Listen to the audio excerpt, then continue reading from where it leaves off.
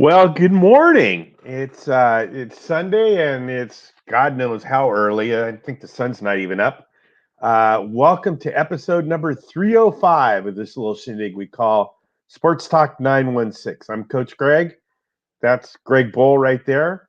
And yeah, it's crazy times right now, isn't it? It's been a little while, Yeah. but we are back. We are Back and better than ever. doing things, so we're here. My schedule at work has changed at least for the next 6 to 8 months, which puts me back on no work Sunday mornings, so we can come back to our regular time slot, which has been our sweet spot for a number of years. And I'm happy we're back. So Yeah, I am too. We'll start off with the normal. Mr. Rosa, what have you been doing since the last time we talked? Oh, Jesus Christ. What haven't I been doing? Working a lot, selling a lot of houses. This COVID thing has been pretty good for business. So, been doing that. We got our kids back in the water swimming. So I'm back on deck coaching and, just, um, just working away. What about you? Same old, man. Work, going to school, doing kids schooling, just trying to stay sane and not catch the COVID. And just got a new puppy, so that's been interesting, keeping us busy with her. And just trying to do our thing. Sports are back, so that's always helpful. But just a lot of everyday things, just staying active. Good. Have you started your real estate, your new endeavor school that you're Yeah, so I'm through 2 of my 3 courses. So I've passed 2 of the 3 courses. I have 1 left, and then I can start studying for the exam. So good. We'll see how that goes. But Yeah. No one cares about that. Nope, not at all. We want to talk sports, and we're gonna let you have the floor first because you were the biggest fan of Farhan Zaidi this year, and you were so excited that the Giants hired Gabe Kapler as manager of the San Francisco Giants this year. And now you're going to go into a little rant here, a little discussion about Gabe Kapler. But I'll preface this with what triggered this, besides your love for him all season long. Oh, just I have a man crush.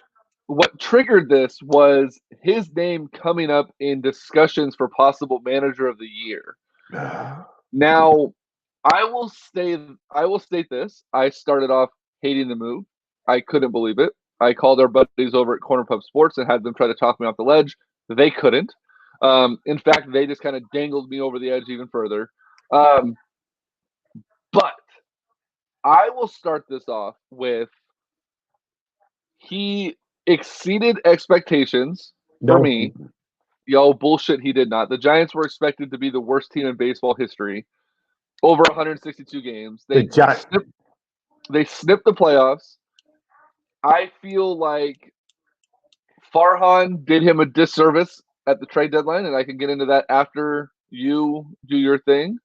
But my grade for Gabe Kapler, given what we anticipated, the pessimistic views of this team. Remember, I said that they were going to lose 120 games this year if it were over a full season. So if you take 162 with 120 losses, that puts a 60-game season at like 50-something losses, pretty much. I didn't think the Giants were going to win 20 games in this shortened season. I didn't and they went on a stretch of like 15 of 16 or 15 of 17. They damn near made the playoffs. So I think he exceeded expectations in that sense. There were a lot of things he did wrong, but I'm not going to go ahead and take that away from you. I'll let you go into this, and then I'll take notes and I'll pick you apart when we're done. So, just to answer what you said, he didn't exceed expectations. The team exceeded expectations. His mistakes cost us at least 5 games. At least. Okay, let me stop you there and ask you this question. If the Giants would have made it to the playoffs. Let's say they were in the NLCS against the Braves right now instead of the Dodgers, or versus the Dodgers instead of the Braves. Wouldn't Kapler get credit for that? He would get some credit for that, right? Yeah, but they aren't, and he's the reason why they aren't there. He's the reason why they aren't there. But if the manager gets credit because they make it far into the playoffs, he's got to get no credit if they don't. But you can't say that just the players outperform, because the manager gets the credit as well. So the Giants as a whole exceeded expectations, but still came up short. They exceeded expectations, but they did it in spite of their manager. Okay, keep going. I'll let you keep going. So let's talk about so there was an article written in November, and tell me how many of these things still apply. And the title of the article is "The San Francisco Giants Made a Mistake in Hiring Gabe Kapler." This was in November now. Accurate. Okay. It's widely known that Kapler and Giants president of baseball operations, Farhan Zaidi, have a long-time friendship, dating back to their days with the Los Angeles Dodgers. But I'm afraid their friendship has caused the usually savvy Zaidi to make a mistake. And this article is written by a guy named Clint Manry, who works for the, I think it's, I don't know. It's a website. It's the Fan View or something like that.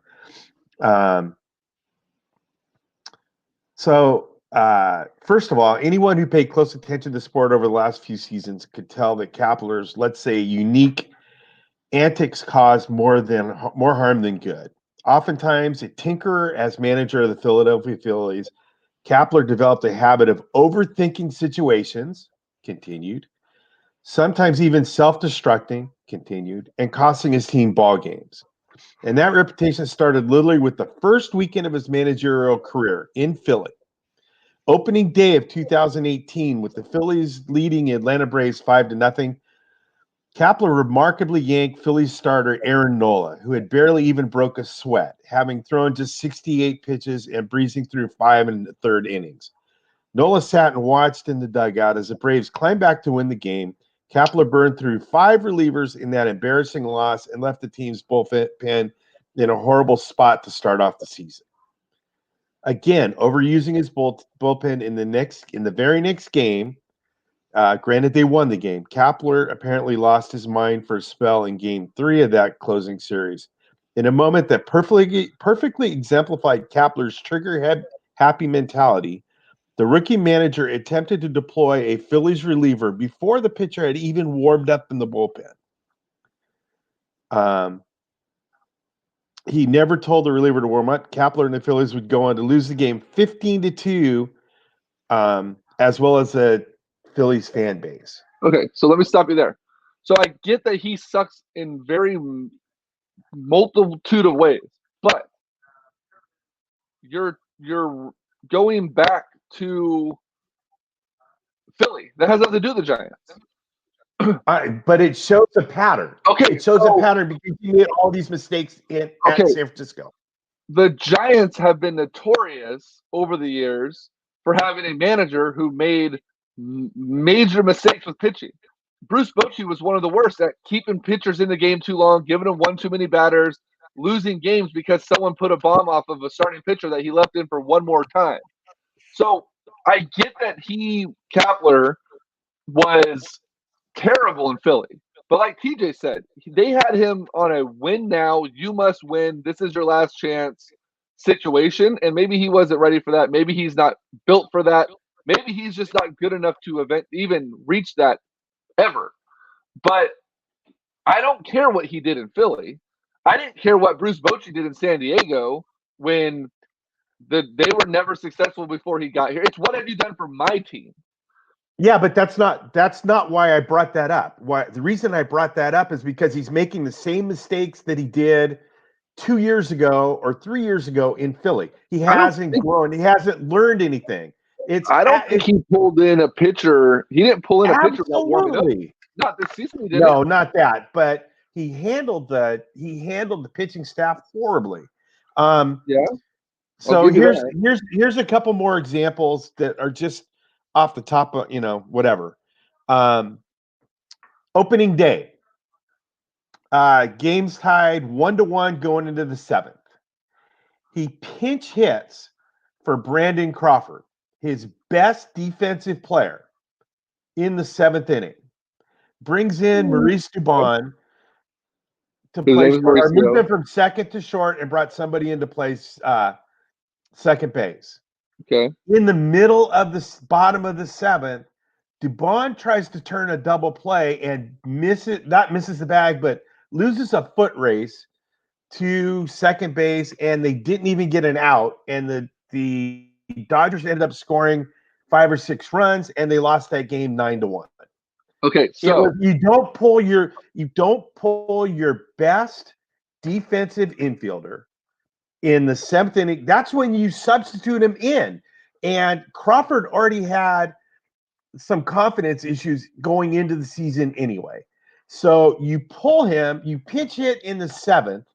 It does nothing but destroy his confidence, and you bring in a subpar defensive shortstop.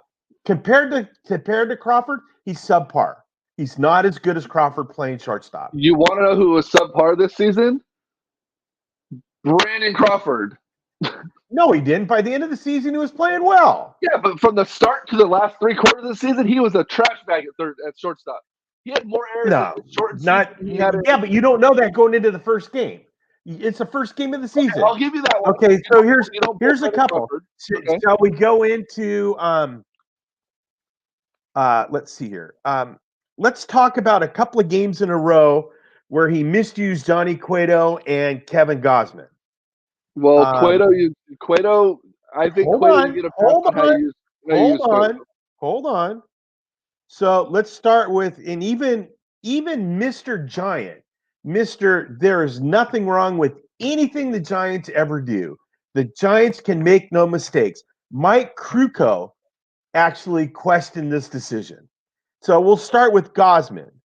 Gausman was cruising through the Dodgers lineup in the 7th inning, but after his 81st pitch of the game resulted in a Cody Bellinger single, Kapler went to the pen. Tyler Rogers, who had pitched the day before, entered. Rogers went on to allow a 3-run home run to A.J. Pollock that would ultimately be the difference. Gausman had thrown 80 pitches in his outing 5 days prior and was at minimum built up to throw 90 pitches. When velocity isn't there, while velocity isn't everything, his final pitch was the hardest of the day, clocking at 99 miles an hour. Cueto, so this is the game before. Cueto induced an RBI ground out to Austin Barnes, walked Jock Peterson, and then got Mookie Betts to pop out. During Betts' hit, Cueto showed a clear limp, and Kapler went out with trainer to talk to Cueto. He had already thrown 84 pitches and with a 5-run lead, Kapler could have played it safe with the veteran. Cueto's command was beginning to falter. He had already thrown 18 pitches in the inning, and only 7 were strikes. Furthermore, Tony Watson was available in the bullpen to face Cody Bellinger. Instead, Kapler left Cueto in. He walked Bellinger and allowed a home run to Justin Turner. The Giants won, but Kapler pushed a hampered Cueto, who was dealing with the toe blister, with a much better much better matchup waiting in the bullpen. The next day, Kapler seemed to have the Cueto mistake in the back of his mind when he pulled Gausman. It didn't end there. The day after Gausman's early removal, Logan Webb was on the bump. Still just 23-year-olds and a couple of years removed from Tommy John surgery, you'd expect Kapler to show even more care for Webb's arm than Gausman's. Yet after Webb labored through a 36-pitch, 4-run 3rd inning, Kapler sent him back out in the 4th, and he ultimately pulled him two batters later after finishing the night with 57 pitches or 81 pitches. Then, we could go into Trevor Gott. We could go into Sam Coonrod. You could just Trevor Cahill. We could talk about him using Tyler Rogers 2 or 3 games in a row against the Dodgers. Rogers is the kind of pitcher that if you see him once, you're going to be baffled. If you see him 2 or 3 times in the same series, you're going to figure him out. He doesn't know how to run a bullpen. He put in a game against Colorado, he had somebody who hadn't played left field in his entire career play left field and move somebody to right. Anyway, he had people in positions they had never played before, and it cost him a game. Okay, so, again, Bruce Bochy. I'm not talking about Bruce Bochy. But I'm saying you're analytics. This is Mr. I'm going to go by what the numbers tell me to do, and I'm going to go by the book. It didn't work in Philadelphia. He was a 500 manager. It didn't work in San Francisco. He's a 500 manager. You're replacing somebody that won 3 World Series, let alone maybe he didn't know how to handle pitching staffs, but he sure knew how to do it then.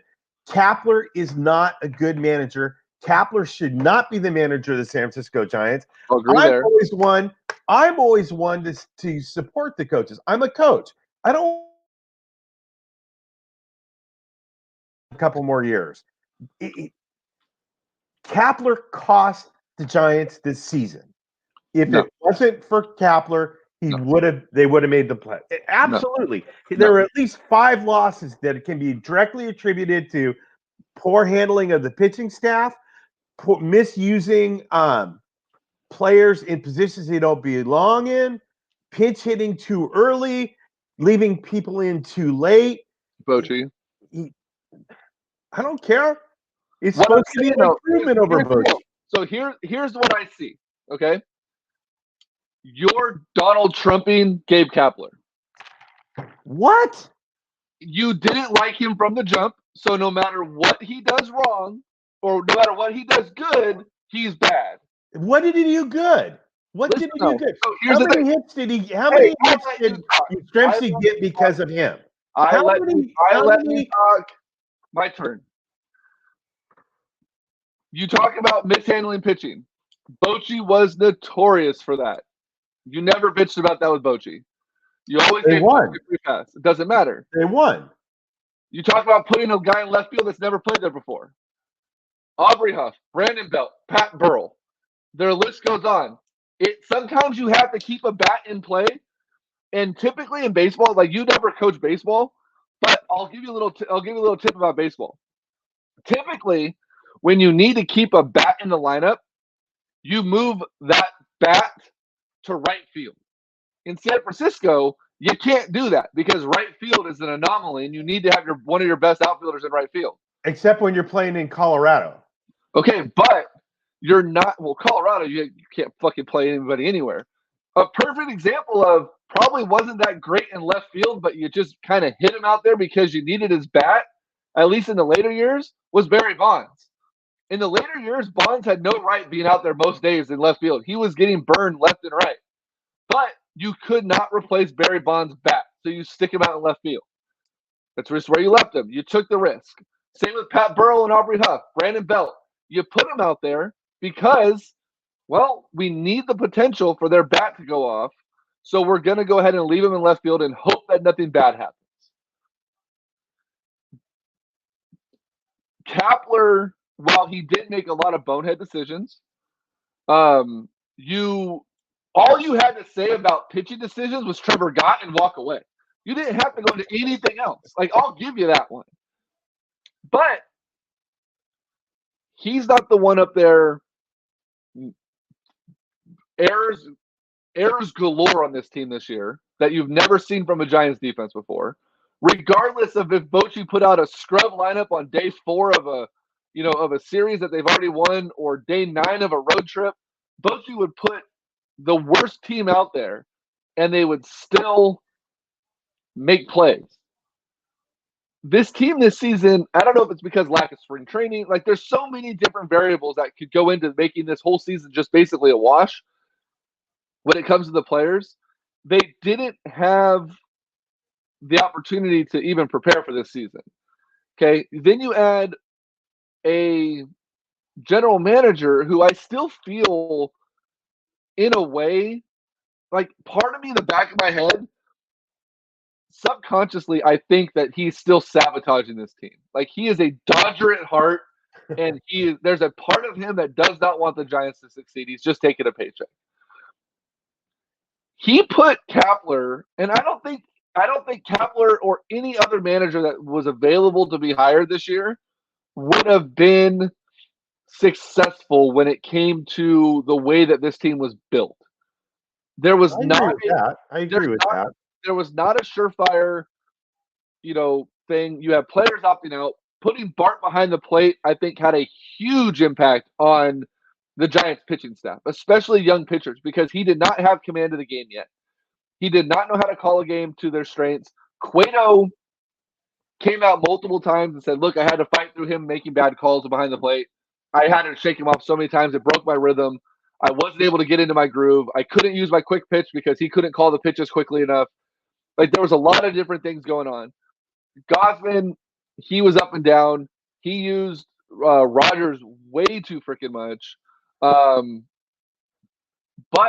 you have to play the cards you're dealt. You only have a 60-game season. You can't be workhorsing starting pitchers. They don't have time to rest. You can't bring up guys to start. There was so many, like I said, there's just so many intangibles in this season that really screwed things up. But I think the end of the season, the problems that the Giants had and how problematic it was, I think falls more on Farhan Zaidi than it does on Gabe Kapler. You have Farhan has his hands on more information about this team than we could ever imagine having or ever dream of having. He sees it. Oh, and also too, by the way, the pitching changes and leaving guys in too long or whatever. He has a pitching coach, and he did not listen to his pitching coach once. There was many reports by Baggerly, and a few other Giants guys, Alex Palkovich and a few other guys on CSN that publicly questioned whether or not he even needed to have a pitching coach, because there was multiple times that his pitching coach would make suggestions and he would ignore it and do his own thing. That to me that makes him a great manager. Well, the thing is, though, he hired a brand new pitching coach who didn't know what to do. A lot of times, I'm sorry, and I said that wrong. It wasn't he made suggestions. He would go to his pitching coach for what should we do here, and the pitching coach would defer to him. I'm not sure. You make the call. It's like, I find that hard to believe. Why do you have a pitching coach? Or he would say, or it was something along the lines of, we can go this way or this way. He would give him two options and so pick one. There was never like Rigetti would go to Bochy and be like, get him the hell out of there. Leave him in. He's good. Whatever. Like, he would do things. Then it's on him for hiring somebody, a pitching coach that didn't know what the hell they were doing. I agree with that. But it's also bad on the pitching coach to be like, you make the decision. I know Fire him and get somebody in there that knows what they're doing. But the thing is, though, there was another team that was talking about a mid-season firing of a coach this year, and I don't remember who it was, what team it was, but ESPN covered it, that there were bylaws in place this year that you couldn't bring in a new coach, you couldn't bring in anyone else. Like, if you fire your pitching coach without a spring training, without anything else, you might as well just leave the spot vacant. You can't bring in another coach. You can't get rid of someone and bring someone else up from, whatever, because they weren't going to clear the protocols for the COVID thing. They pretty much put a freeze on bringing in new people, other than players that were already vetted to the Sacramento alternate site. So this whole year was a fuck up. But Farhan had the ability at the trade deadline to go out and get relief pitching. He should have made a move. Cueto should have been traded. So other than Cueto, who do they have that's trade material? Nobody's going to want to take anybody the Giants had. Cueto was obviously a good candidate. There were, apparently, from what I read earlier in the season, there were calls about Evan Longoria. There were calls about Brandon Belt. There were multiple player calls that were made. Or the Giants could have just done salary dumps. They could have went after players for salary dumps just to get a couple extra arms in the bullpen, and they didn't do that. Farhan literally sat on his hands at the deadline and did nothing. All they did this year was cut some margin. They made a couple moves here and there off of waivers that really did nothing. They ended up not even playing. The whole thing is a wash. And I think TJ sums it up perfect. I think TJ, he says, if the team reverts back to being bad next season, then you replace him. You kind of have to give I don't want to say a free pass, but you have to give a little bit of leeway to a clusterfuck of the season. I mean, there are teams that should have been in the playoffs that fell flat on their face. There's other teams, obviously, that are doing much better than they anticipated, just like the Giants did. This season is just a nightmare. Now, what's going to be worse, though, is bring back Mad Bum. I will say this. That is one move so far this offseason that worked. That Farhan gets a fucking round of applause. Right. Gardner was fucking terrible this year. Another thing. I think the Giants and Farhan fucked up in the beginning of the season. I do think they exceeded expectations, Josh. Yeah, I do too, Josh. I do too. I think they did it, but where we disagree is I think they did it in spite of their manager, while Greg thinks that they did it because of him. I don't say because of him. Not because, that's not right. In unison with him. In unison with him. Yeah, right. I'll give you that. The season started off as a complete shit show. You mentioned the first series against the Dodgers. It trickled down to Arizona. They looked like shit. And then they ran up like 15. Is my mic not very good? I'm sorry. They ran off like here. I'll change it. They ran off like 15 or so different games in a row, right? Where Oscar, let me know if that sounds better. That's better. All right. They ran off like 15, 16 games in a row where they were one of the most competitive teams in baseball. And Kapler was making the right moves and the guys were playing good. And a lot of the guys came out and said that they basically sat down with, they had a team meeting and, they all got on the same page and they all worked with, I wish you guys would have said something not 27 minutes in.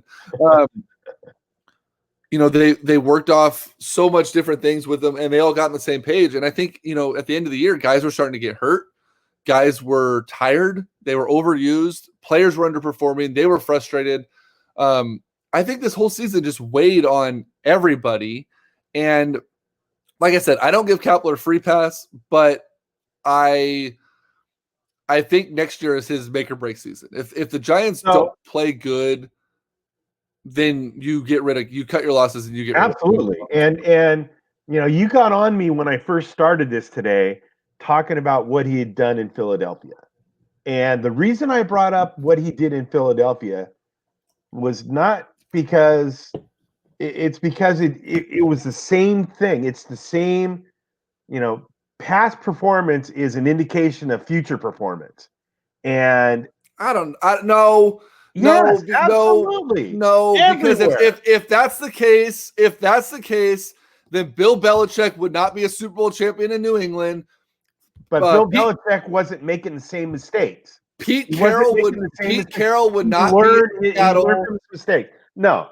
So I'll give you this, okay? We'll give it because it was a crappy season and it was, a shit show of a year.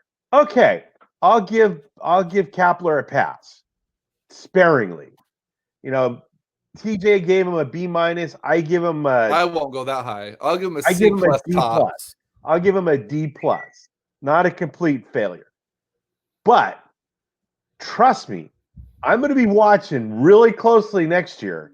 And if he's still making the same bonehead decisions, if he's still mishandling the pitching staff, not just in in a whole bunch of different ways. If he isn't making improvements in how he's handling this team, I'm going to be all over him to get the fuck out of here. I'm sorry. I'm not a fan of his. I think he was a shit show in Philly. I think he's a shit show here, and I just don't see him getting any better. And that's my rant. Okay, so let's go to this. Let's go ahead and we're going to give you the floor one more time. You're going to do your little Greg Verosa Realty promo here. Oh, okay. And then I'm going to jump into my dream scenario for the World Series. Okay. So the floor again is yours. All right. So not only am I swim coach, but I also try to support my swim coaching habit with selling real estate, and it's a great market right now, especially if you're looking to sell. If you're looking to buy and you have somebody that knows what they're doing, like maybe me, uh, you can still get in a good deal to buy a home too. I have one set of clients right now that are moving from the Bay Area. They've had bad luck. We've been in contract twice, but due to some inspection problems with the house, we've had to back out. But they've gotten into contract. We've gotten them houses to at least be close to buying.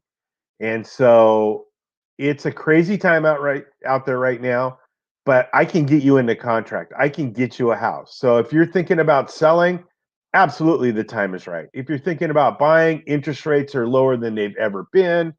We have to be creative and aggressive when we're making offers, but I can do that. So if you're thinking about buying or selling, give me a call, 916-223-6688. That's my direct cell line. Give me a call. Let's at least talk about what you're looking for, what you want, what I can do to help you out, and what the market is doing right now. It's crazy, but there's been no better time to buy a house than right now. So again, 916-223-6688. I'll get you hooked up with a great lender. And we'll get God, just completely blanked. We'll get you a great lender. We'll go through the process. I'll tell you what you need to do and what I do, and we'll get you in a house. So if you're renting right now, if you're thinking about downsizing, if you're thinking about getting a bigger house, give me a call. Let's do it. Let's get you into a new place. Yep. And in 2021, when you want a realtor that doesn't stubber, I'll just stop right there. Okay. So go ahead. No, I can't get it. A rookie realtor that doesn't know what the hell he's doing. That's you right. Can call somebody else. That's right. All right. So dream scenario, World Series. Ideally, my dream scenario is, and I've been transparent about this forever, is I want Giants A's, right? That's always going to be my dream scenario. But this year, and before we get to the Kings talk, that's next. My dream situation is the Dodgers get through Atlanta and get to the World Series again. They then have to play Houston in the World Series, and Houston thumps them without their trash cans, without their noisemakers, without all their other shit, and just decimates the Dodgers. That is what I'm rooting for. I've never in my life had a rooting interest in the Dodgers, but if they have to beat Atlanta, I will root for Arizona or Atlanta to, obviously win. But if they have to, I will root for Houston to beat the Dodgers again. Although, Atlanta's a nice little ticket to root for too, because, Pablo Sandoval is out there now, and, who knows. But that's my scenario. I just hope it's good baseball. No, they're doing the bubble thing. I don't like the weird alternate site that they did for the playoffs, like putting the American League in Dodger Stadium and then the National League in Minute Maid Field in Houston. Like, it's weird that they alternated the two. Weren't they in San Diego? They were in Petco, not. No, I thought they were in Dodger Stadium. They're not in Minute Maid. Dodger and Petco. That's right. Okay. Either way, it's weird to me. I agree. I give the Dodgers the utmost credit though in the DS, just wiping the floor with San Diego. I thought San Diego was the clear runner to take off the NL, and the Dodgers made them look like a little bitch. Which is why I think my little scenario there is going to be if Houston were able to get there and do that to the Dodgers, then you have to remove all doubt about Houston, because this Dodgers team every single year are good, and they're going to continue to be good. And I think that, there's not a better team with a makeup the way that they are for this 60-game season and short playoffs and everything like that to benefit them, except for the Dodgers. I mean, you don't have Kershaw getting worked as hard as he was. You have other pitching staff working hard. Although the playoffs, there's no days off. It's just game because they're trying to get it done. But I think, the 4 best teams in baseball, minus San Diego with Atlanta, I think are being represented. Tampa Bay had a great year. I'm shocked they got past the Yankees because the Yankees had another good year, and they were another team that benefited from the short season. But these last 4 teams are going to be fun to watch for sure. Yeah. But we'll get into a little bit more baseball stuff next week. I think we got to talk about the Giants, being buyers or sellers, this offseason. I agree with that. Dodgers need to sit down Jensen. We'll have Cody Holiday do a little recap of the A's season since he was our A's writer at the end of the year, and we thank Cody for that. We'll probably try to get Addison on to do like a Giants recap. Addison will give a little bit of a breakdown. He did all of our writing for the Giants this year, and we'll do that. But first, I want to go ahead and I want to talk about, you mentioned needing a good lender, right? For buying a home and everything like that. So one of our other partners here that we work closely with is Albert Chavez Albert Chavez with United Wholesale Lending. And Albert has been instrumental in so much of my home buying process, my refi process. He works with you continuously. We've done a lot of I've done a lot of deals with Albert, and Albert's one of the best lenders in the area.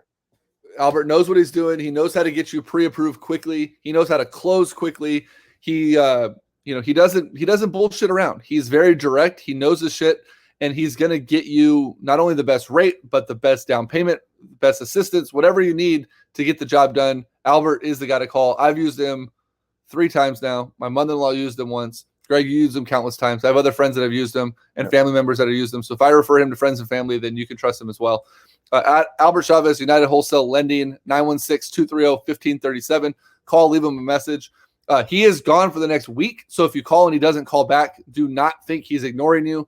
He's out of town on a personal trip. So keep that in mind when you're leaving him a message that he but you know what? He will get back to you. Absolutely. That's what I'm saying. He will not wait till he gets back into town to call you back. He will get back to you. No, he will. He will not call you back on this trip. I promise you that.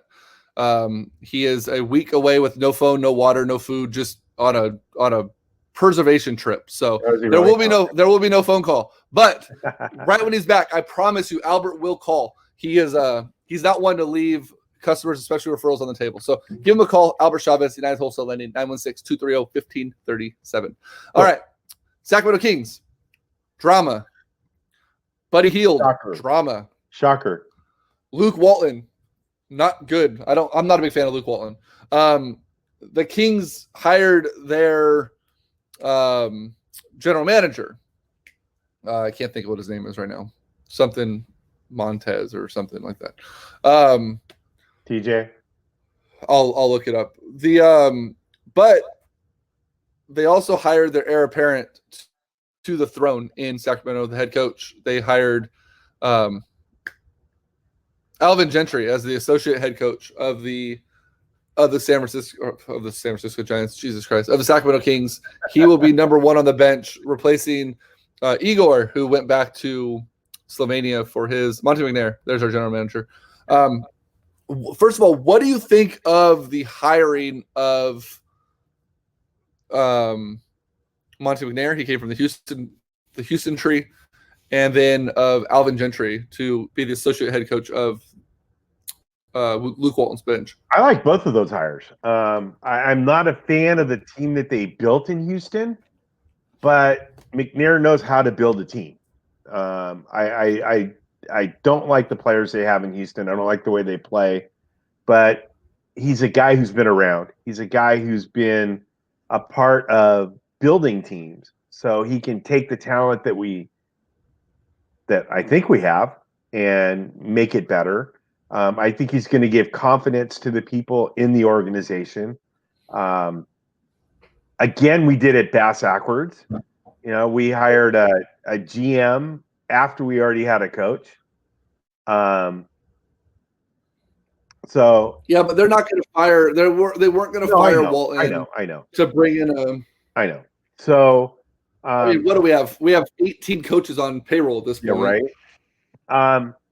But again, I think it's all going to come back to how much freedom and what the ownership lets the basketball management do. And as much as I've heard people say that Vivek has stepped away and let everybody do what they're supposed to do, I think it's bullshit. I don't think he has. I think he's still a part of every decision that goes on. I think he's a part. He's got his hands in everything, and that just doesn't work. And Vivek's going to have to,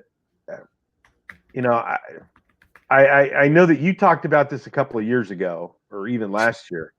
I talk about this all the time. Is the minority owners need to get together and find some way to push him out. I'm pretty sure I have that tattooed on my back at this point. I think so. So that's, I mean, hell, I've said it before. You could bring Red Auerbach or John Wooden in to coach his team, and the ownership's not going to let them do what they're supposed to do. So until I see signs that there's actually going to be some change in philosophy of the ownership, this team's fucked. Yep. Agreed. Let's see here. I'm trying to look at different scenarios. I think that you have to understand. It's kind of like the Giants and Kapler. Like, you just kind of have to give them another year and see what happens. See if you could get anything for it. The problem is Vivek allowed Vlade to jump the gun and extend Buddy Hield. I think that, the max offer should have been made to Bogdanovich, and they did make him an offer the biggest offer they can make him, but they never made it clear that he was the priority guy. He was always going to be second fiddle to Buddy Hield. And while the money was proper, and now the Kings are probably going to have to end up paying more money to keep him because they're going to have to match any type of offer as a restricted free agent. They never showed him that he was a priority. It was always going to be, what's up, Mark? It was always going to be, you're our number 2 guy to Buddy Hield, maybe even number 3 to De'Aaron Fox. But here's a big offer. We want you to stick around. Please stay. And I think that's why Bogey ultimately denied that deal. And then you gave Buddy $95 million or whatever it was, this big ass contract. He's averaging $23.5 million a year. And Walton realized that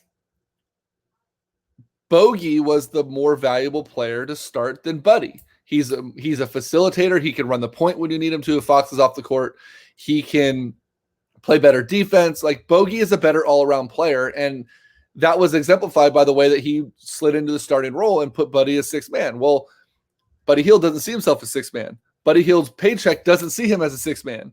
The problem is the team played better with Buddy coming off the bench. The coach, that's one thing I think Walton has done right, was putting Buddy on the bench. And now there's a rift between the two. He won't return phone calls. He won't talk. He hasn't even talked to Monte McNair. There's a lot going on. So that raises the question, do you try to trade Buddy Hield? And Oscar says trade him while his stock is high. Well, unfortunately, I don't think his stock's going to get any higher. It may have actually already dropped because he's being a pansy about everything that's going on. Package Buddy and Bagley. That's like packaging me in a bag of potato chips. Bagley hasn't earned anything yet. There's a couple trade scenarios that have been floated around out there, and I want to see what you think about some of these. So the first one is Buddy Hield to the Philadelphia 76ers, who just signed Mike D'Antoni. No, they got Doc Rivers. Doc Rivers. The deal of this, the framework of this deal would be Buddy Hield and Jabari Parker for Al Horford and Josh Richardson. I've seen Al Horford's name flopped around so many times. I hate any option of a trade that includes Al Horford. I do too. He's old. He's not in it. So we'll move on from that one. This one would be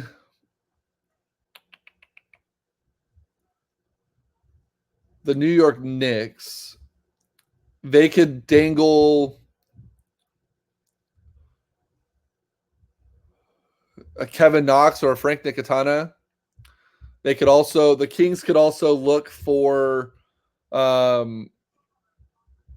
Mitchell Robinson or RJ Barrett in that deal, or even try to get New York's 8th pick in that deal. That's a little bit more appealing. The Memphis Grizzlies could be an option. I don't know. I mean, Gordion Dang, maybe. Dylan Brooks. There's not really a lot there. It's not like you're going to be able to get rid of John Morant. Buddy for AD. There you go. On a 1-year deal. Charlotte could be in play. That could be like Nicholas Batum or a Malik Monk. But the one that came up that I saw that was the most appealing to me, someone floated out Indiana. And that Indiana offer that I saw was Buddy Hield, Nemanja Bjelica, and the 12th pick to Indiana for Miles Turner and Victor Oladipo.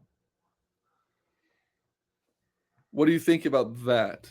Yeah, our Greg Oden, James says about Marvin Bagley.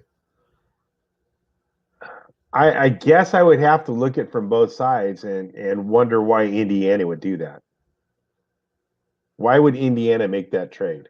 How does it strengthen Indiana's team? Well, apparently Oladipo is ready to be gone from Indiana. His time if that's the case, he's tired of it. But in a pure player perspective, if Oladipo isn't being a whiny bitch, then that makes no sense at all.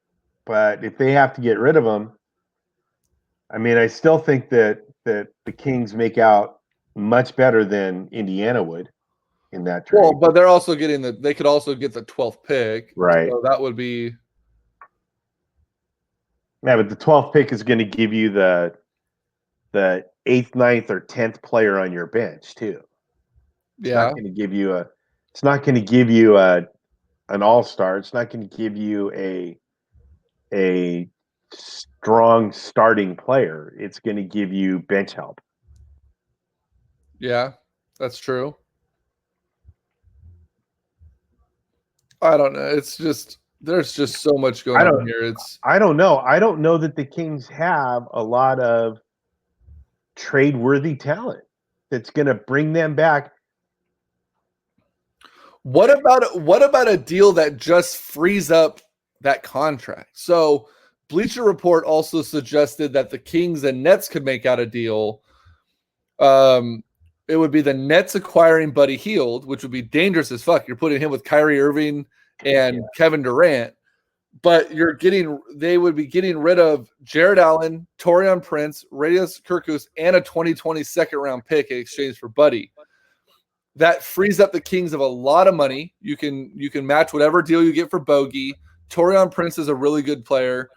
You're getting another second-round pick, and you're able to look into the possibility of extending Fox as well if you decide that you need to extend Fox without money being a huge problem.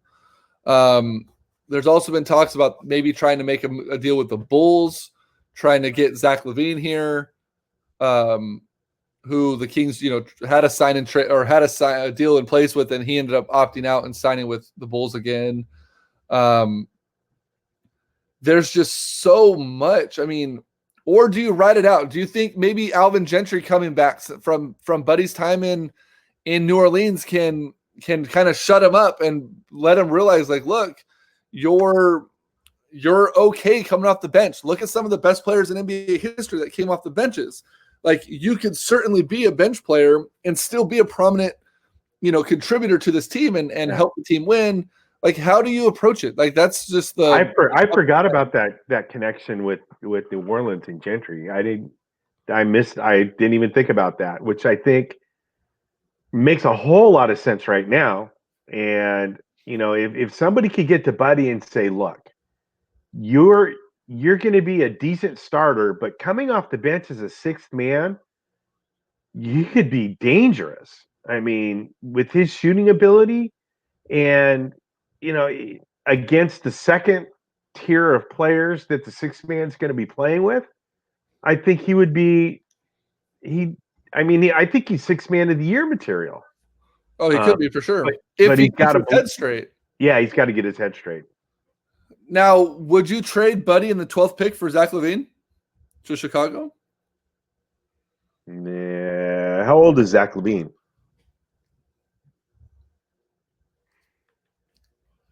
I don't know. Not that old. He was born in 95, so he's 25. Oh, okay. I thought he was older than that. And Buddy Hield's probably like 32 because he's in that, that weird Dominican birth certificate realm. I'd probably make that trade. I think LaVine brings something that would definitely be a help to the Kings. Yeah, like defense. Yeah, exactly. I'd make that trade if he would come here. I mean, I don't want him to.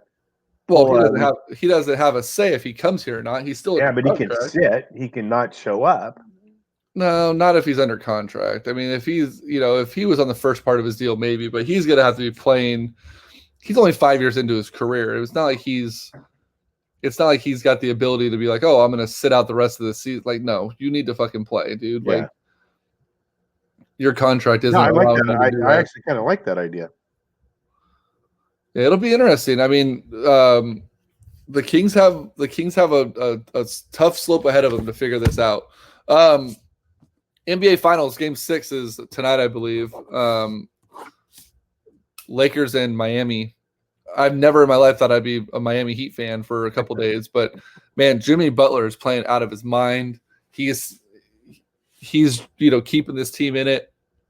The other kid, the rookie kid, they're calling him the future GOAT already. Can't think of what his name is right now, but that dude is lighting it up. I'm looking it up here, but let me ask you this: if obviously, so I think tonight, and this is going to sound silly because it's kind of like a no shit statement, but tonight is a must-win game for the Lakers. I think if they win tonight, the series is over, obviously, right? But if they lose tonight, I don't think Miami loses Game 7. I don't think the Lakers are going to be able to stop this Miami team if they have momentum of potentially winning 3 in a row. I just do not see it. I think it's going to be one of those things where the Lakers crumble in front of our eyes if that happens. Tyler Hero is the name I was thinking of. Like, that dude is lighting it up. James loves Tyler Hero. He should. He's an amazing player. Myers Leonard is playing very well. Bam Adebayo is, if he plays tonight, I think the Lakers are in even more trouble. He didn't play the other night, and they still won by 14. So or by 11. It's gonna be crazy. But let me ask you this: so there's always these pundits that put LeBron James as a top 3. Some people want to say he's a top player ever, even above Jordan, which I think is asinine. LeBron has a chance to win his 4th NBA title this year. Does winning another championship at this point for LeBron James do anything to his perceived status as far as one of the greatest of all time? It'll be his 4th. He'll be 4 of 8 or 4 of 7. Or no, he's 3 of 7 now, so he'll be 4 of 8. He'll be 50-50 in the finals. He probably would win league or finals MVP, which I don't think he should. I think Anthony Davis should be the MVP if the Lakers win the series. But does it help LeBron to win this championship as far as making him one of the greatest of all time? Now, I mean, I'm not a big LeBron fan. I don't like him as a person. I don't like him as a player, but he already is one of the greatest of all time. You can't. I mean, if you put a top 10 list of players all time, he's on that list. Where on that list? It's probably debatable, but he's in that top 10 list. So I don't think anything that he does, good or bad, from now on for the rest of his career is going to tarnish that legacy. I mean, I think he's. And that was my next question. What if he loses another championship? Does that hurt LeBron's legacy? Because that'll make him. Not at all. No, he'll have lost more than he's won. But he's been there. I mean, he's been there, and it takes. Jim Kelly was there, and he lost 3 in a row. Like, you don't think that hurt Jim? You don't think, that doesn't hurt Jim Kelly's legacy? Not really.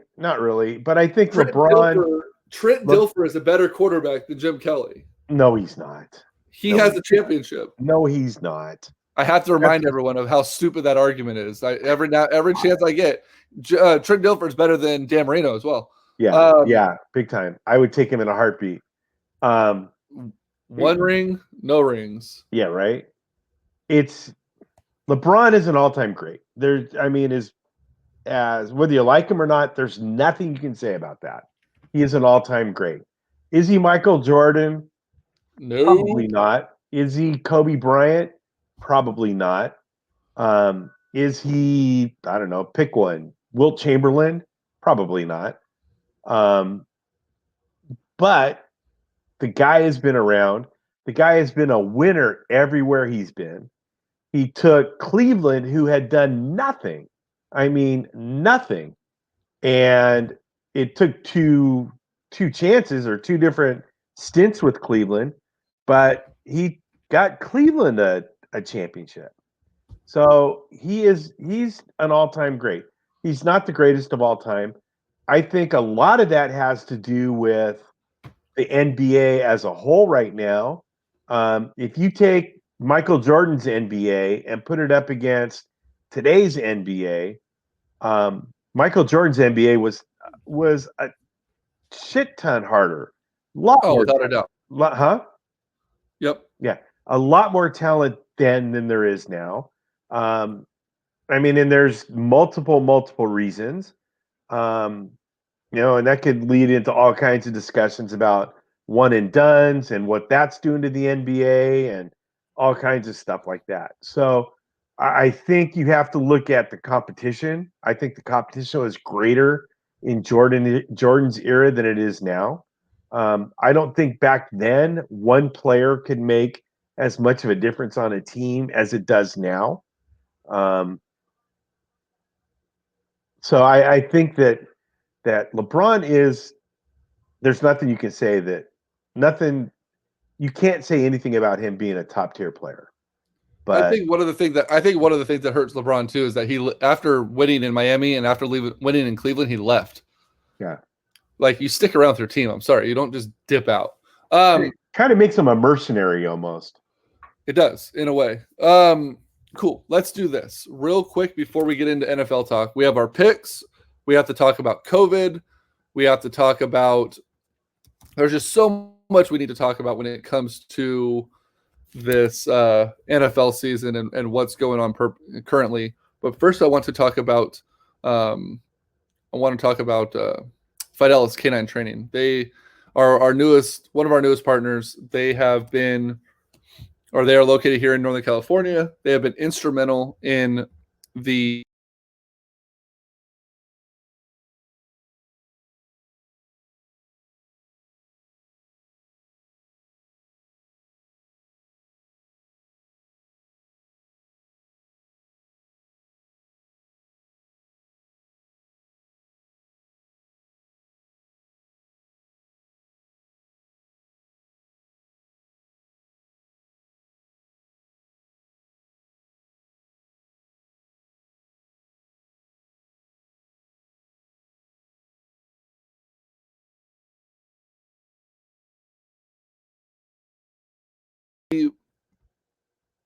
there is just so much going on that it allows.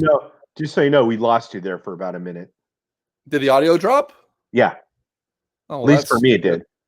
Well, that's dumb. Anyways, Fidelis Canine Training. Check them out. They're in Rancho Cordova. They're building a state-of-the-art facility. They have, like I said, they work on drop-off trainings, private lessons, group lessons. You can do doggy daycare, drop-offs for socialization. They have a huge indoor facility now as the weather is getting colder and the rain's starting to come in, hopefully. They have a huge outdoor patio. They have a fire pit. They have a barbecue to use on, sit around group training nights. There's a huge dog park that you don't have to worry about other dogs getting in fights. Every dog that's out there is approved to be there because they have a great temperament. So it's a safe place for your dog. There's family memberships available where you could have access to the facility all year long without Patrick or Fidelis employees being there. They have membership available via full purchases or monthly installment plans now as well. So check them out. Call Patrick at Fidelis Canine Training, 916-337-0104. Send him a text. That's the easiest way to get a hold of him, and let him know that Sports Talk 916 sent you over. NFL. I didn't know that if I drop both of our audio or both of our images off the screen that the mic stops. So let's learn something new today. Yeah. NFL. They are... And Oscar, hold on before you start. Yes, next Sunday, Oscar, we're on. Yep, we'll be back Sunday mornings now, 8:30-ish every morning. The NFL is running up against a little bit of a COVID problem. The Broncos-Patriots game has been postponed until a later date. There's already a Tuesday night game this week between Tennessee and Buffalo due to a COVID outbreak last week. Tennessee has had 23 positive cases. They have 5 this week. I don't think their game's going to get played this week. At what point does the NFL, for the sanctity of their league, stop postponing the games and start awarding forfeit wins for these games? If Tennessee can't play again this week, if their 5 cases now turn into 7 or 8 and it delays Tuesday night's game again, they got lucky that the bye week they had similar bye weeks that allowed them to switch the bye weeks last week.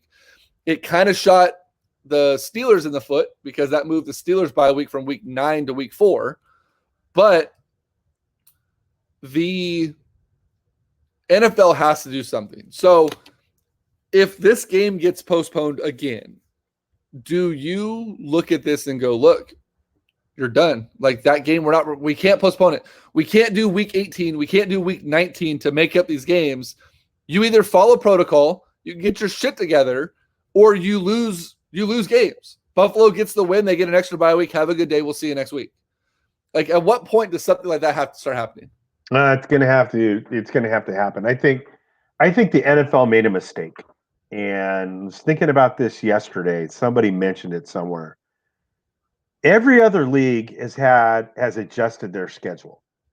The NFL could have easily handled this by shortening the season, making it a 12-game season instead of a 16-game season.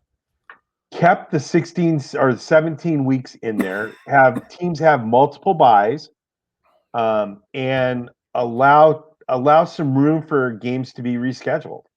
Yeah. Major League Baseball went from 162 to 60. Basketball had a abbreviated schedule. The NFL is just, I think it's greed.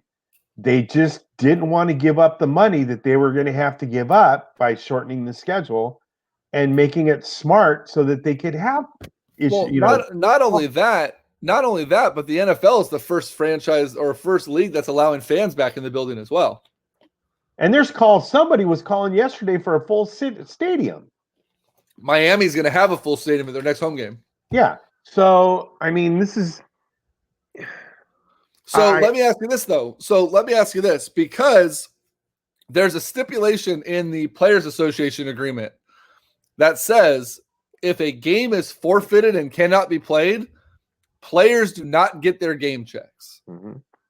So if if Tennessee fucks up again and they end up having to forfeit a game, how does Buffalo or insert team here get paid? Does the NFL cut a game check? Does Tennessee have to cut the game checks for those players?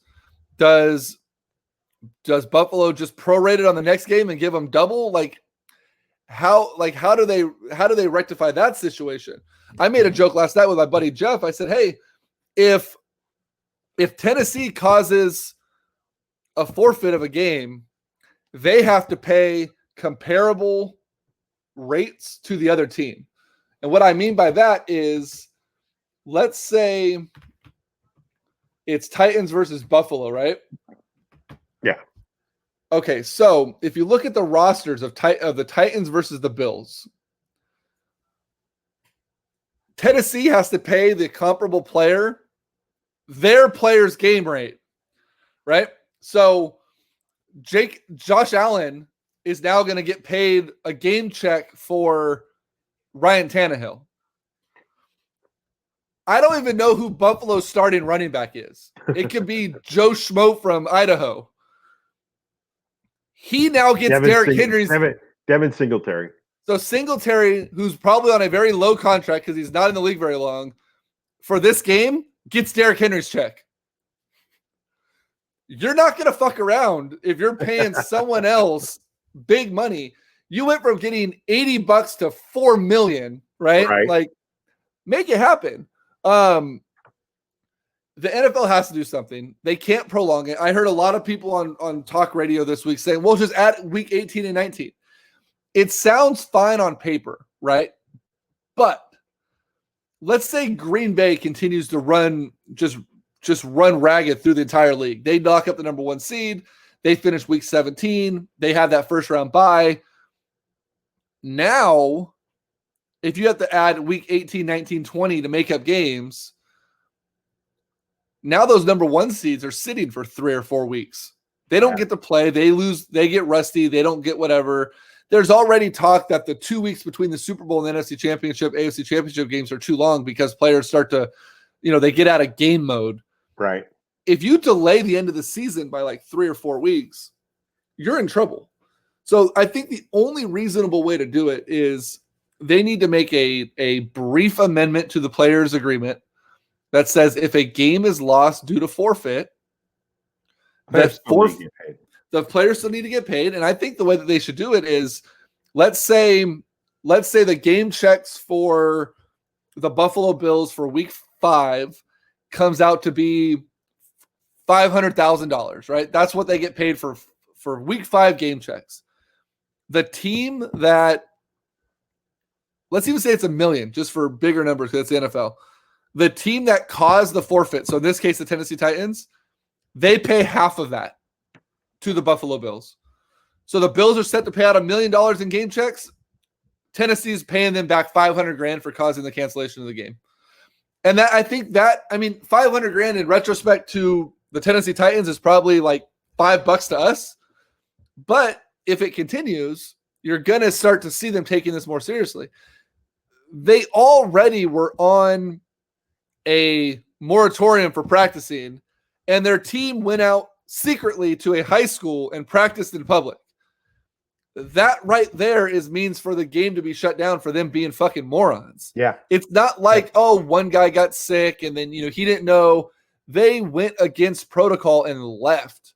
Yeah. Like, there shouldn't be any, they'll learn their mistake. They'll come back, blah, blah, blah, blah. No, fuck that. You guys deliberately broke protocol. You guys pay the price. Yep. It should not be put on all the other teams. And I think that if you start forfeiting games and forfeiting checks, then those guys that are following protocol, like the majority of the Las Vegas Raiders will stop putting up with the shit of these guys showing up to parties with no masks on or going out in public like that. I think there'll be some peer pressure if I'm following protocol and I'm staying home and I'm not going out and doing anything, but yet there's 2 or 3 idiots on our team that are going out and doing something stupid and spreading the virus throughout the team.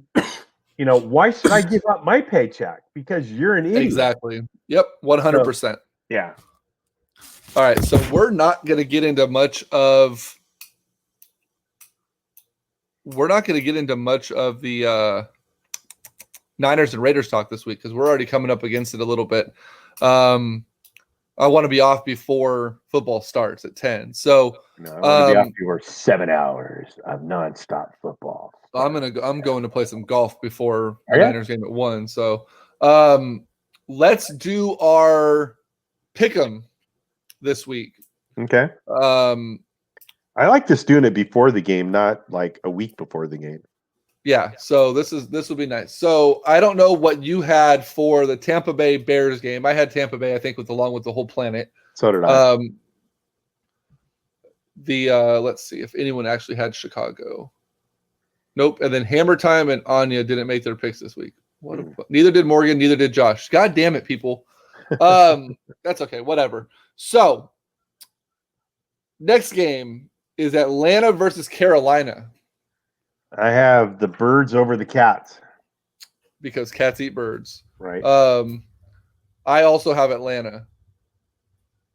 Kansas City is at Las Vegas. No, Vegas is at. Just kidding. Let me get to the other one. Hold on. Here we go. Vegas is at Kansas City. I have the Chiefs. I do too. That's a no-brainer. I have the Cardinals over the Jets in Meadowlands. Yep. What about the Eagles coming off their first win in first place at 1-2-1 against the Pittsburgh Steelers? I had the Steelers just mopping up the Eagles. I don't even think that's going to be a game. I think they're going to kill them. All right, Josh. Thanks for. So, Josh, it doesn't look like you got your pick in for. Looks like you might have missed the pick for the first game. Hopefully, you got them all in for the rest. Let's see. Okay, so you said you have the Steelers. I have the Steelers also. Rams travel to the generic Madden football Washington football team. God, I can't stand that. I had a dream last night that they were just called the Skins. Can you just go back to being the Skins? Or the Reds? Like, no, get rid of the red. Get rid of the red part. Whatever. Just go back to the Skins. Like, let's just be the Skins. Although, I can't lie. It's kind of like the black 49er jerseys. The Washington football team is starting to grow on me. Yeah. I like their logo with the W. I do it's too. Different. Anyways, Rams at football team. That's what it says on the Yahoo thing. I had the Rams. You know what? I'm gonna go out on a limb here, and I'm gonna take the Washington football team at home. Oh, okay. Bengals coming off their first win, Joe Burrow's first ever win at the Ravens. I have the Ravens, but are they gonna have a quarterback? Yeah, Lamar Jackson looks like he's playing. Is he? Okay. Because he didn't practice most of the week, so right. He's playing. All right. I have the Ravens. So do I. Jaguars at Texans. Texans are a fucking shit show. But Bill O'Brien's gone, so I wonder if that's going to light a fire under their ass. See, that's kind of what I'm saying. I'm taking the Texans because I think they're going to – I think they hated O'Brien. I think that he got full of himself. He had too much power. I don't think the players – J.J. Watt and him got into multiple arguments. Yep. I think a weight's been lifted off the Texans, and I'm going to take the Texans over the Jaguars.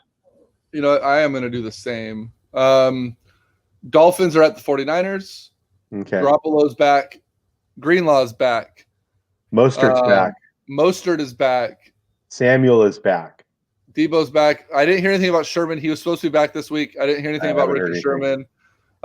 Niners are getting healthy. I'm taking the 49ers. Oh, yeah. Big time. Now, I do want to touch on this real quick because we have a few more minutes. I feel like Adam Gase is making the biggest mistake he's made as Dolphins head coach in this game by starting Ryan Fitzpatrick. Tua Tagovailoa is he came in. I believe he did come in late last week, right? He got his first glimpse of, or there was. Did he? I don't know if he did or not. There's at least talks of him finally getting to start.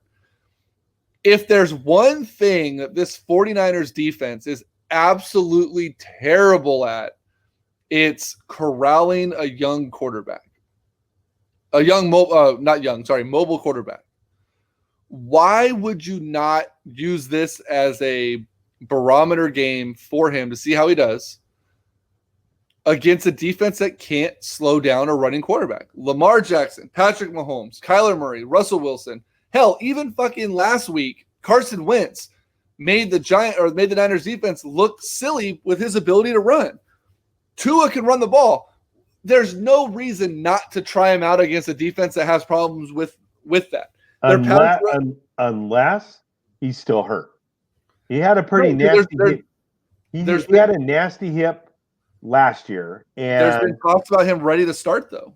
No, they told him he's not. I've heard he's not ready yet, that he's not healthy enough to start. So the only reason I can think of not playing Tua is that healthy-wise, he doesn't have the speed or the quickness to get away from the Niners' defensive line that it's going to take. If he has that speed and quickness, I don't think that's a bad idea. But I just think that there's something that's not being talked about. I take it back. They did come out and say that his hip flared up this week. Yeah. So there's actually concerns about him for the future, not just this season. Yeah. All right. Well, erase all that. I'm over it. Colts with. So this was going to be interesting. So the Colts right now have one of the best defensive lines in football, led by DeForest Buckner. Yep. The Browns, on the flip side of that, have one of the best offensive lines in football. So it'll be a little different without Nick Chubb, but Landry and Beckham and Kareem Hunt and Baker Mayfield, that offense is starting to move. Tyler Hooper is finally doing something, or Austin Hooper is finally doing something. Browns host the Colts. I don't think I've ever done this in the history of these picks, but I'm going to take the Cleveland Kings. There you go. I think I take them too many times. I'm taking them also. The Giants travel to Dallas in front of fans, I believe, this week, is what I heard. Maybe not. Fans, I think they had fans at Cowboy Stadium last week, too. I didn't see any. They looked – it looked empty. Cowboys, Giants. Who you got? Cowboys. I think the Giants are horrible. Yep. Vikings travel to Seattle. This is going to be a tough one for me to pick. And Seattle's 4-0. Vikings are playing decent football. And I think that one of the Vikings' strengths is their wide receivers, and the Seahawks have a horrible defense. Their defensive secondary they're 32nd in defense right now. So I just saw it. It was on Fantasy Football today. They just popped it up. So with that being said, I'm still taking the Seahawks, but it wouldn't surprise me if the Vikings won. In fact, if I think hard enough about it, I might change that pick. There you go. Broncos and Patriots is postponed. If they do play that game and Cam is still out, it's all going to depend on Cam Newton. I'm taking the Broncos if there's no Cam Newton playing. I have the Patriots. I don't know why. I think both teams are horrible. Let's see here. Chargers travel to New Orleans to face the Saints. I'm going to take the Saints. I have the Saints as well. And Tuesday night football, the Buffalo Bills travel to Tennessee to take on the Titans. I'm going to take the Bills. Assuming they play. I'm taking Buffalo also. Yeah. So we have a couple games different. We'll see how it goes. The standings in that, though, right now. Being killed. Let's see here. Josh Zimmerman, even though he missed the Thursday night game this week, is at first place with a 73% win percentage at 46-17. Morgan is at 44-19, 70%. Myself and Bobby Collins are all tied for second place at 44-19. TJ's coming in fifth at 43-20. James Heinz 41-22. That guy Mike 41-22. I don't know who MVP 15 is. I can't remember who that is. He's 39-24. Greg Veroza coming in hot, ninth place. God. 38-25. And then it trickles down from there. The Demon Turds, Jeff, is at 31-32. The reason why, and if you take out week one because Jeff forgot to do his picks, then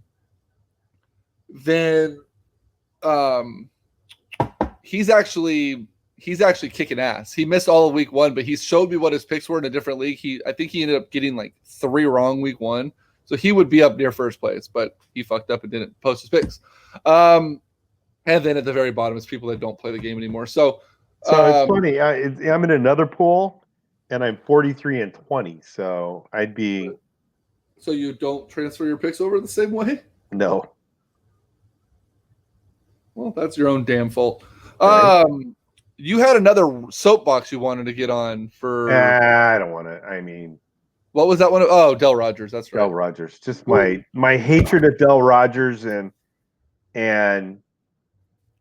So, Del Rogers got selected as the Sacramento's best sportscaster for, I don't know, the 50th time. And he's just horrible. And I started thinking about sports commenting and sportscasters in Sacramento. And there was a time where Sacramento was a hotspot for talented sports people. I think right now, well, now that Napier's gone, but I think that at one point, like 4 of the NBA team's play-by-play guys were former or current Sacramento radio hosts. The news had some very talented people. The radio had some very talented people. Now, we have Carmichael Dave, who he's a sports guy, but he does as much off-topic sports stuff than anybody else. Which I think is what works for Dave. I like Dave. It's not the robot. Let's just talk about the same shit over and over and over again. Right. But if you look at everybody else, TJ, you're absolutely right. He's not even the best sports reporter at that station. No, Michelle Dapper. Yeah, Dapper is by far leaps and bounds above Del Rogers at this point. Yeah, and as much as I like Doug Christie as a player and he's a good guy, he's not a sports talk guy. Jason Ross is awesome. He's probably the number one thing they have on that station. No TV stations really have a sports department anymore. Mark Dembski is relegated to pretty much nothing. And I think he's the best one on Channel 40. It's sure as fuck not Crandall. So I mean, this town has nothing for sports reporters.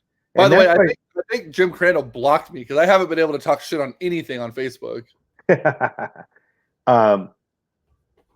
I just think that they do. TJ, they do. I don't even know who they are. I don't even know who Channel 13 has. So Sacramento sports news reporting is as bad as it's ever been. And can we expand that? The United States news reporting is as bad as it's ever been. Yeah, I don't. We could get in a lot of trouble, I think, if you and I start talking about stuff like that, because I haven't watched the news in months. I just can't. I haven't watched it in years. But now it's even worse. And I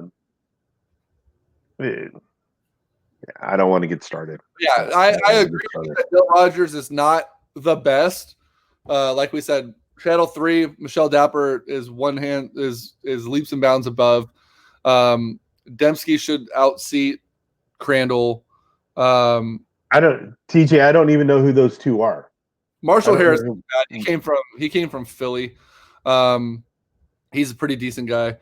Yeah, Grant Napier's back. If you listen to his podcast, the first episode wasn't terrible. I listened to the one. He had one with Charles Barkley, which was really good. You know, and I've gone back and forth on Charles Barkley, but you know, he's the one person that's got the balls to say what he thinks. And I'm kind of on a Charles Barkley positive run right now. Yeah, Sean Cunningham's still. Sean's good, but I just like he's not a star though. Sean Cunningham he's more behind. He's behind the scenes. Nobody sees him on camera. He's solid, but he's not an out front kind of guy. I think Sean Cunningham, the best way to explain to him is he's Channel 10's hamster. He keeps that sports department running. Absolutely. And he does a great job. He doesn't need the credit, and he doesn't look for the credit, and he doesn't get it, unfortunately. Yeah. So, anyways, episode 305 is in the books. We will be back next weekend. Same bat time, same bat channel. We will be discussing week whatever we're on and whatever other sports come up. Yeah, we'll bring it up. If you guys moments we're going to have next week and right, who's not playing, and, we'll go from there. So, if you guys are interested in T-shirts with this logo, it's kind of big, but this logo on it, reach out. $20. We'll put more money into the podcast, and we'll get a couple of things rolling. But $20, that logo, you can do it pretty much in any color you want. It doesn't have to be black or white. Let me know. We'll make it happen. But for Greg Veroza, for Albert Chavez, for Fidelis K9 Training, for myself, Greg Bull, it is a wrap. We will see you guys all next week. Good night, Larry.